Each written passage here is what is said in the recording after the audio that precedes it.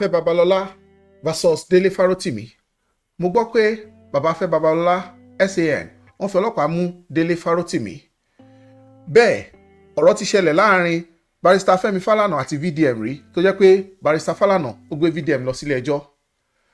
Mo fẹ́ sọ ọ̀rọ̀ lórí nǹkan tí ó ṣẹlẹ̀ láàrin ọmọ Ekiti méjì Dele Farotimi àti Afe Babalola. Dele Farotimi ọmọ Ekiti ni, ará Ekiti state ni. Bàbá Afe Babalola ará Ekiti state ni, gbajúgbajà ni wọ́n ní Ekiti state. Femi Falana náà is from Ekiti state, ará Ekiti ni wọ́n, àwọn ògo Ekiti nìyẹn. SAN ni Afe Babalola, SAN òun ni Femi Falana, lọ́yà òun náà ni barrister Dele Farotimi. Now today mo fẹ́ sọ̀rọ̀ lórí a tale of two sons, a tale of two SANs. Ìkan a máa jẹ́ Afe Babalola, èkejì a sì máa jẹ́ Femi Falana. Ó ní bí ọ̀rọ̀ yẹn ṣe máa wọnú ara wọn nítorí kan tó bá jọ òun la fi ń wé òun. Ó ṣẹlẹ̀ láàrin Femi Falana àti VDM lórí case Bobrisky earlier in the year. Ó ní awuyewuye táwọn èèyàn ń gbé àti bí gbogbo ìlú ṣe ń pariwo pé kí ló dé tí Falana bó ṣe sue VDM. Náà ń sìn ẹnu wọn lọ fà ẹnu wọn lè jẹ. Bàbá Afe Babalola ó ní ẹ̀wọ̀nú against Farotimi. Kí ló ṣe? Gẹ́gẹ́ bí nǹkan tí news sọ, wọ́n ní bàbá lọ fi ọlọ́pàá arrest Dele Farotimi kó tiẹ̀ tó di pé ọ̀rọ̀ di ọ̀rọ̀ ilé ẹjọ́ rárá. What do Nigerians really want? What do Nigerians really want? Even àwọn tó hàn kì í ṣe agbẹjọ́rò wọ́n fi ọlọ́pàá wọ́n fi arrest ẹni tí wọ́n bá fà á nígbà tí Tótó Díkẹ́ àti Ìyábọ̀ Òjó tí wọ́n bá VDM fà á nígbà yẹn ìṣe ni àgọ́ ọlọ́pàá oní VDM ti bá rẹ̀. But mo fẹ́ kí a wo issue yìí critically pé kí ni àwọn èèyàn fẹ́ gangan láyé social media yìí. Baba Falana took the honourable way out even when the whole social media was shouting crucify him. Baba he went through a lot. He did two things that are very remarkable in my own opinion, which some people might not have noticed. Before even approaching the matter legally, I think he sent a letter where VDM could retract his statement to so. But the young man stood by his words. Otra will render some kind of apology to apology because Oloyinbo quote kan sọ pé a stiff apology is a second insult. That is, nígbà míì tó bá sọ pé pẹ̀lẹ́, you know, ó ní bí pẹ̀lẹ́ lákọ ó lábo, ó ní bí èèyàn ṣe máa ń ṣe sorry tó máa ṣe ìtẹ́wọ́gbà tí ó ṣe pé wọ́n ní kí n ṣe mo ṣe. Kí ni bàbá yẹn ṣe? He chronicled the history of Nigeria, how he has been defending the weak and the poor and the masses, and he has been doing this since the 70s. Láyé ìgbà tí àwọn àtàwọn fẹ́ láti wà ní láti undergraduate days náà ti ń ṣe activism wọ́n ṣe activism during kí ló ṣe ń pè civilians during military. He was incarcerated several times. Tó jẹ́ pé àwọn tó láyà bí kìnìún ni wọ́n tó dẹ̀ jẹ́ pé àjàfẹ́tọ̀ọ́ ọmọ ènìyàn. But he was crucified in the court of public opinion because of the issue between him and ẹni ayé fẹ́. Tálẹ́ ẹni ayé fẹ́? Tẹ́ bá rí bí àwọn èèyàn ṣe ń react, ẹni ayé fẹ́ òun ni VDM. Ẹni tí àwọn èèyàn bá fẹ́ kì í lárùn kan lára. Bí wọ́n ṣe ń gbà yẹn, wọ́n ṣe bẹ̀rẹ̀ sí ní vilify bàbá Falana. Ìṣe náà make VDM look like a victim. VDM dẹ̀rẹ̀ ó tó jà rẹ̀ gbé, ó strong, ó sound, ó lẹ́nu, ó nígboyà. But tẹ́ bá wo bí àwọn kìíní wọn ṣe lọ, ìṣe ni àwọn èèyàn they are speaking through both sides of their mouth. Òwe kan sọ pé ìwọ̀fà lẹ́nu, ibi tó bá wẹ lẹ́nu ló lè ràn gbà. Ẹnu wọn mẹ́fà, ẹnu wọn méje. Ọmọ aráyé nìyẹn. Àwọn tí wọ́n sọ pé kò tọ́ bí Falana bó ṣe sue VDM, àwọn náà pariwo ń sìn pé Afe Babalola lọ arrest Dele Farotimi. Àwọn èèyàn kan sọ kíní kan, ó ní kò sí reasoning lórí social media. Ó láwọn èèyàn kan support fan club wọn ni. Tó bá ti like èèyàn ti like ẹnìyẹn.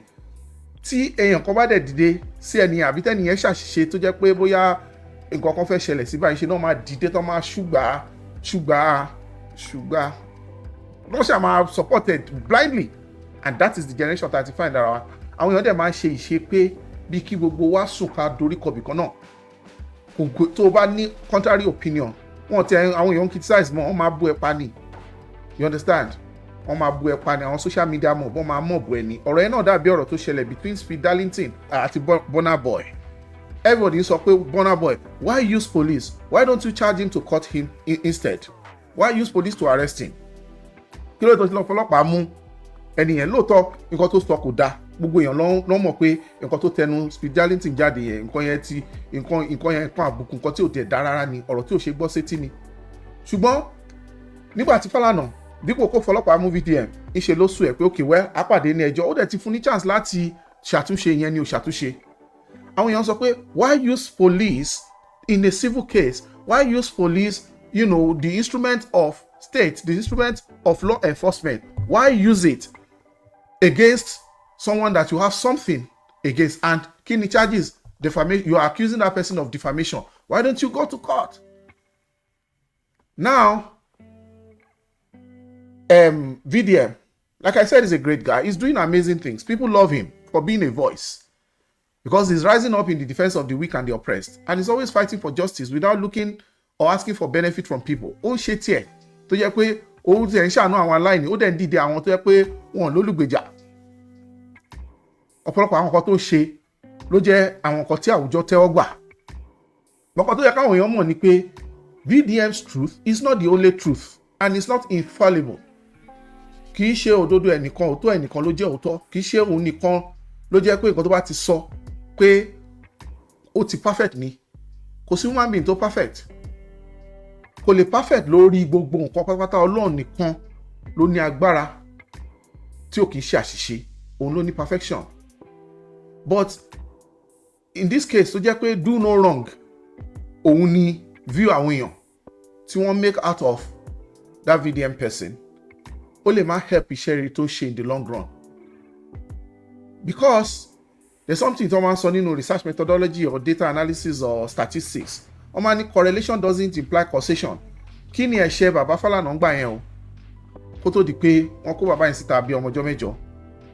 Torí etí máa ń yún àwọn èèyàn, wọ́n dẹ̀ láìkí pé ìbanilórúkọ jẹ́, wọ́n láìkí pé mi ti ẹ̀ mọ̀, wọ́n láìkí àhesọ, wọ́n láìkí sọkúsọ.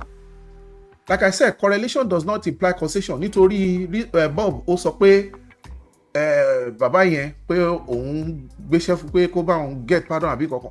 Bob ló sọ yẹn. Bàbá yẹn dẹ̀ wá láti defend ara rẹ̀ pé kò rí bẹ́ẹ̀. Ó defend ara rẹ̀ àti ọmọ ẹ̀ facts. But ọgbẹ́ni tọ̀hún ìyẹn grandstand. People like sensationalism and àwọn èèyàn unlike gossip, wọ́n like scandal. Nǹkan tó máa ń mú social media dùn nìyẹn pọ̀pọ̀lọpọ̀ èèyàn.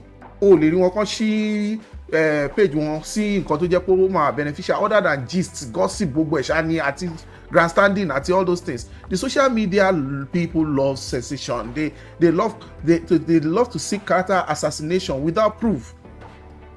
Many people, they do not demonstrate critical thinking. Ṣé àṣẹwá Nàìjíríà ni? Ṣé àṣẹmọ̀ pé nǹkan ṣẹlẹ̀ Nàìjíríà ni? A sọ pé nǹkan tó ṣẹlẹ̀ ń dà, ipe ó dá, bó ṣe jẹ́ pé àwọn kan wọ́n beat the system. But ọ̀pọ̀lọpọ̀ ló mọ̀ nǹkan tó ń go on ní our prisons. Okay, even in the process pé ẹnìkan tiẹ̀ wá make our discoveries kun, the fact pé ọ̀rọ̀ jáde lẹ́nu Bob tó jẹ́ pé onírò ayé àtọ̀run ni. Nítorí tẹ́ bá wo kéèsì ẹ̀ dáadáa, ó ń parọ́ gbowó ni, ṣebí nítorí pé kò san owó olówó fún, ṣebí nítorí yẹn lẹ́ni ọ̀hún ṣe drag ẹ̀ lọ sọ́dọ̀ VDM tí gbogbo ọ̀rọ̀ yìí ṣe jáde. Ó yẹ kó san owó fẹ́nìkan, kò san owó fún, bí ibi tọ́rọ̀ ti dàrú nìyẹn. Ó fẹ́ fọgbọ́n gbowó ni. So now to take the word of mouth of a liar whose stock in trade is bragging, èèyàn tó jẹ́ pé fake life ló ń live. Bob is somebody tó jẹ́ pé fake it till you make it. Òun ni mọ́tò ẹ̀. Mo sọ kinní kan lóyìnbó. Mo ní he has a high quotient of nuisance value. Nuisance value is worse on his own. Kí wọ́n wá ní high quotient, not propensity now. High quotient inherent in him. He's a pathological liar with high quotient of nuisance value. Ọ̀rọ̀ yẹn wá jáde sí gbòòrò pé audio ẹ̀ gbogbo ayé gbàgbé ẹni gbàgbọ́ ọtí. Nǹkan tó sọ ó ní ìwúlò nítorí pé ó tú àṣírí àwọn kankan nínú court. Sọ tó ní ṣe pẹ̀lú Falana ń bẹ̀. Àwọn èèyàn dẹ̀ swallow all these innuendos line hook and sinker. And they use that to devour and destroy the personality and the reputation of someone who has the right to defend himself. I'm not even saying Falana is innocent. He has a right to defend himself, but he was already crucified. He was already convicted in the court of public opinion. There could be things that you could associate some factors and reach a conclusion, but you don't make outright fallacious attributions, hasty conclusions. There's activism, but there's also reason and fairness. Mentality, that's herd. H-E-R-D. Herd mentality is no mentality. That is why in law, wọ́n máa sọ pé ó nínú àwọn ọmọfin wọ́n máa ní ó bẹ́tà kí ẹlẹ́ṣẹ̀ 1,000 kí wọ́n lọ láì jìyà rather than pé kí a fi ìyà jẹ olódodo ẹyọ kan báyìí, which is pé òdodo ó ṣe pàtàkì. Then perception, ìrísí nǹkan ó ṣe pàtàkì. Ìrísí àwùjọ bí wọ́n ṣe wọ́ bàbá Falana ńgbà yẹn ó ní agbára. Mi sọ pé bàbá yẹn innocent, but when you look at the fact of the case, ẹ kàn rí pé things were just blown out of proportion. Nǹkan tí ó ṣẹlẹ̀ pẹ̀lú Bob, it's a redirection for our country because it's an eye-opener. It's just bringing into the open what has been privately known by many. But the reputation of that man is a currency. Reputation is an asset. Reputation is to be treasured above all things. Àwa Yorùbá kí la máa ń sọ? A máa ń sọ pé orúkọ rere ó sàn ju wúrà àti fàdákà lọ. Orúkọ rere, orúkọ tí ẹni ẹ ti build, ẹ fún ní chance láti defend ara ẹ ní court. Bàbá yẹn lóhùn kò sọ pé òun lọ lé ẹjọ́. In fact, ipe bàbá yẹn gan fúnra ẹ̀ ó pé ẹjọ́ tí wọ́n bá bẹ̀rẹ̀ sí ní wádìí ọ̀rọ̀ yẹn tó wá ṣe pé bàbá yẹn ọwọ́ ẹ̀ ò mọ́ ni, ibẹ̀ gan làṣírí máa tú. Gbogbo nǹkan tó ṣẹlẹ̀ lórí ọ̀rọ̀ Bob yẹn, it was a national embarrassment, very very shameful. Mo ṣì ń bọ̀ lórí ọ̀rọ̀ Dele Farotimi o àti bàbá Afe Babalola. Ó mo ṣe pé a tale of two SANs, a tale of two sons. Tale kan ni mo ń sọ yìí o, tí bàbá Falana ni mo ṣe sọ lọ́wọ́lọ́wọ́ báyìí, àti bó ṣe ní ṣe pẹ̀lú ọ̀rọ̀ Farotimi.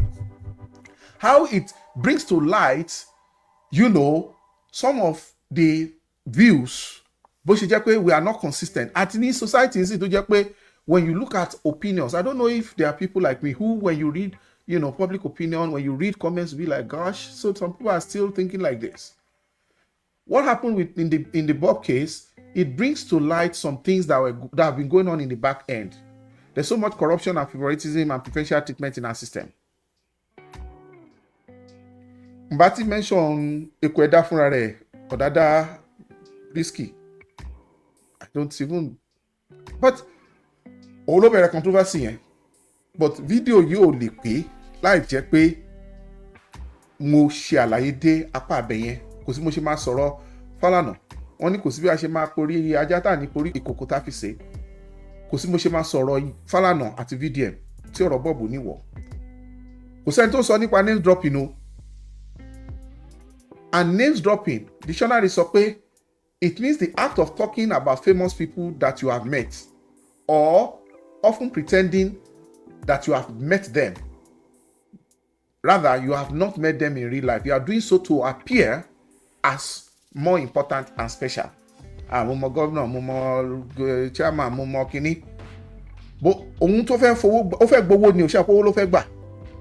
Ó ṣe ju kíní ẹ̀ sílẹ̀ nìyẹn. Even ká tẹ̀ wá sọ pé lóòótọ́ ló approach bàbá yẹn. Bàbá yẹn ní òun ń pè fún pardon, but èmi kọ́ ni lọ́ọ̀yà, mi tẹ̀ ṣe lọ́ọ̀yà, èmi kọ́ ni lọ́ọ̀yà Falana.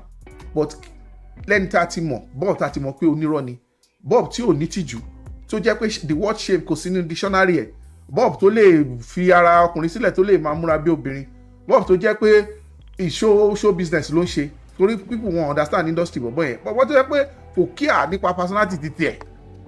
Ṣé àpẹẹrẹ tí ò bá ní, tẹ́ bá wo àwọn èèyàn tó máa ń ṣe aṣẹ́wó dáadáa, first thing tí èèyàn tó máa succeed ní aṣẹ́wó career, mi ò sọ pé anybody gbọ́dọ̀ jẹ́ aṣẹ́wó, but èèyàn tó bá máa jẹ́ aṣẹ́wó, tó máa yà nídìí aṣẹ́wó, number one nǹkan tó máa kọ́ sọnù òun ni ojú tì, cause lè rẹ́rìn tó ní ojú tó ń tì tó máa ṣe aṣẹ́wó. So ìhun ló ṣe jẹ́ pé tó máa ti ń kọ́ ọmọ kékeré, pàápàá ọmọkùnrin àti ọmọbìnrin, tí ọmọ èèyàn bá ti wà tó yẹ pé kò sí nǹkan tí ò lè tọrọ, kò ní tìjú, kò sí ọ̀rọ̀ tí ò lè sọ, eré tí ò lè ṣe, kò sẹ́ni tí ò lè tọrọ nǹkan lọ́wọ́ ẹ̀, kò sí nǹkan tí ṣẹ̀mọ̀ tí ò bá ṣàtì ní tìjú bó ṣe rí nọ̀rọ̀ Bob nìyẹn. So but ẹ wo bí Falana ṣe respond in the heat of that hula baloo. He maintained his calm, he stated his position, in defense of himself. He stated everything meticulously. Lori channels, Lori Sahara, TV, Lori Arise, Lori News Central, Lori most of the media. The man made a case of what he has done. He has been a fighter all his life. He's very dogged, very resilient since the 70s, like I said. He had been in the trenches, Kishoro 2024 media space. And if VDM is an activist, àwọn activists, online activists, and baba yi real life activists, they fought physical battles with the system. Like I said, until pẹ̀lú military àti kíní àti civilian. Baba yẹn kí ló ṣe? Ṣé he chose his battle. He took a reasonable step. Ó charge VDM court. Now back to Baba Afe Babalola àti Dele Farotimi. Bí ẹni pé Baba Afe Babalola shoot ara wọn in the leg ni. Àwọn èèyàn fi merit or demerit of what Dele Farotimi said or was alleged to have said or done. They rose up in unison to say, Sir, Chief, Daddy, Afe Babalola, you can't do this.